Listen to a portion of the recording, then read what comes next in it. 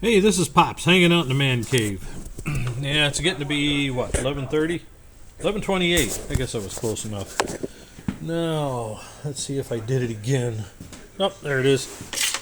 Wanted to show you something. This is my second take on this, mainly because I got something wrong on the designation of these coolers.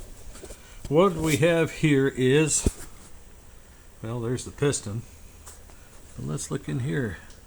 Yeah, the modern term is the connecting rod has left the chat. Well, we used to say Elvis has left the building kind of thing. There's a little better. You can see the aluminum on there. We called it a rod seizure in the past. Today they call it adhesive dynamic wear. Yeah, I don't know why, but you can clearly see the aluminum now. In the bottom, there it is. The majority of the connecting rod, the center beam and part of the bottom cap, there's going to be pieces all over in there. Also, can't quite see it. Let me turn this. There we go. You'll see the strike point. I have to check later. The nice shiny aluminum between the two bolt holes. They're bolt holes for the starter generator bracket. Excuse me. There was plenty of oil in there, but it got cooked. Now the other thing that usually happens is the cam gets struck. Well, it has a couple of marks. I do have Magnaflux and a pretty good set of eyes. Brand spanking new eyes, actually. Got cataract, new lenses to fix the cataracts like a couple of years ago. So I'll check that, and then we'll check the block over here later. But this thing, the fins here were the whole face, and from here all the way around to the air baffle, which starts roughly someplace in here in the blower housing, goes around back the other side, totally plugged. The cylinder head on the air side, that's back there on the end.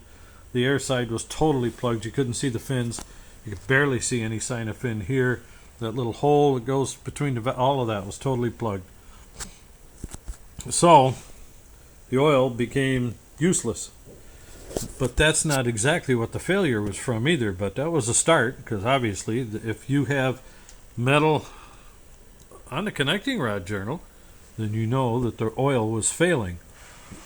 Failed from, obviously, heat. So, what's the rest of the story? Well, up top. As far as I know, there's no hole here, but I have to check into that closer. Get up here in the top. One of the things I noticed first was look at that nice shiny metal. And then there's carbon and gasket material from there over to here. Around the exhaust valve is a common place to heat and cause a problem with the head gasket leaks. This one bolt hole right there is one that is very common to be in there stuck tight from both rust and carbon. I mean really tight. Next thing, piston. Let's take a look at that. You see dirt, blown out skirt, rough marks from dirt and other stuff. What was the failure? Look at that. This is the narrow side. These are cam ground. What's going on? Let's keep going. A little more dirt. A little more damage from the burrs at the bottom. Got cooked. Cooked the oil to it. Got cooked. Cooked. Cooked. Well, what do you got here? Two more areas where it grabbed. So one on the other side. Now there goes my light. And two on this side. Well, before we get rid of the piston, here's some signs of dirt going through it. Now, let's see if I can... There it is. You see that little... all those lines? It's carbon cutting. It wears because carbon builds up here by the exhaust valve and the intake valve. Usually carbon over here is very soft. And that starts to cut the piston there. It's very common. I've seen some of them so bad that half the ring's exposed. So as you see there, this really wasn't that bad. Your rings, nice and free, which is weird. They're tight in the grooves. Look at that oil ring. There's so much dirty oil and dirty air, wore it right down the flats. So that wasn't functioning properly. But that was serious. Now in the bore, however, tells a similar story, but a little different. Let me get my light. Oh, you're getting a really, really big once over now. Okay. Wrist pin goes this way. Look at those two marks at the bottom. See where the oil... yeah, oil remnants are left there. Those two shiny marks down there. Now the one on the left, follow, you can see a line come all the way up here to the top from it. But down below you see, why did it hit in the coolest part of the piston, or the cylinder? Well, because there's the least wear down there, and it's the coolest. The least wear, then they grab. Let's see if you can see the other side. There is oh, there it is. I had to look in the right spot. You can see where it grabbed. Well, you can't see. There it is. Right off the crankshaft end. You can see a line up and down on the bottom there. You see scuff marks over here. That's from dirt.